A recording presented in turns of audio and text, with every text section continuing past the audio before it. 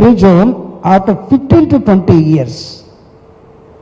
So ఇన్ని రాష్ట్రాలు చెప్పిన తర్వాత మీరు చేయాలనుకుని చేయలేక వదిలేసిన దాన్ని ఇప్పుడు జగన్మోహన్ రెడ్డి గారు చేస్తే దీన్ని మొత్తం అంతకుముందు చుక్కల భూములకు సంబంధించి చంద్రబాబు నాయుడు నిషేధిత జాబితాలో 22A పెడితే వైఎస్ఆర్ కాంగ్రెస్ పార్టీ వాటిని తీసేసింది. 97,000కు పైగా ఉన్న కుటుంబాలకి 2,06,171 ఎకరాలకు సంబంధించి చుక్కల భూముల్ని వారి పూర్తి హక్కులు వాళ్ళకి వచ్చేటట్టుగా చేసింది. 2,06,151 మందికి. అంటే ఇప్పుడు ఈ 2,06,171 మంది దగ్గర నుంచి రిజిస్ట్రేషన్ అయినవి ఇవన్నీ కూడా మీరు ఆపేయమంటారా? వీళ్ళు ఏమైపోవాలి?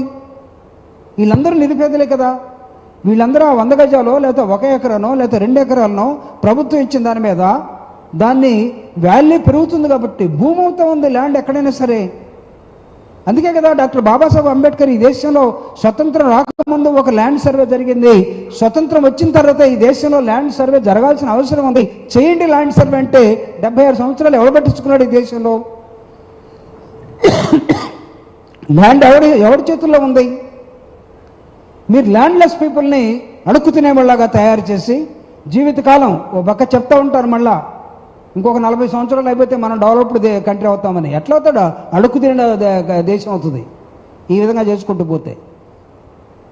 మీరు ఇంత డిస్క్రిషనరీ ఈ దేశాన్ని పరిపాలించడం అంటే నాకు తెలిసి ల్యాండ్ ఇష్యూస్ సాల్వ్ చేయకుండా, పేద వర్గాలను అడ్రస్ చేయకుండా, మీ ఇష్టం వచ్చినట్టు కూడా మీ సొంత చట్టాలని మీ తాతల ముత్తాతల మనువాదులు ఉన్న వాళ్ళందరూ తీసుకొచ్చి ఇక్కడ పెట్టి వీళ్ళని తొక్కి వీళ్ళని మాట్లాడకుండా చేసి ఏమైనా చేయాలనుకుంటే కుదరదు.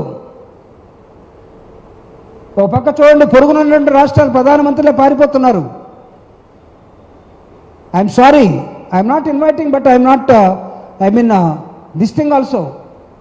That day should not come to the country India like. మన దేశానికి అలాంటి పరిస్థితి రాకూడదని నేను చెప్తున్నాను. హసీనా, బంగ్లాదేశ్, శ్రీలంక, నైబరింగ్ కంట్రీ ఏమైపోయారు? అక్కడున్న ప్రధానులు వీళ్ళందరూ కూడా ఎందుకు పారిపోయారు? ఎందుకు మిలిటరీ దిగింది? తర్వాత ఎందుకు ఇంటలెక్చువల్స్ వస్తున్నారు? What right you people have గాటన్ to kill the democracy? మనుషుల రైట్స్ని, మాకున్న హక్కుల్ని, 70 ఏళ్ళు ఇచ్చినటువంటి భూమిని ప్రభుత్వం మాకు చట్టం చేసి అమ్ముకుండ్రా, బాగుపడండ్రా, పిల్లలను చదివించుకుండ్రా, అవసరమైతే చేసుకోండి అని ఒక లిబరల్గా ఒక పాము చాలా సంవత్సరాల తర్వాత తీసుకొస్తే దానికి మళ్ళీ కొర్రిలా? What nonsense. Do call it as a governance? దీన్ని గవర్నెన్స్ అని పిలుస్తామా?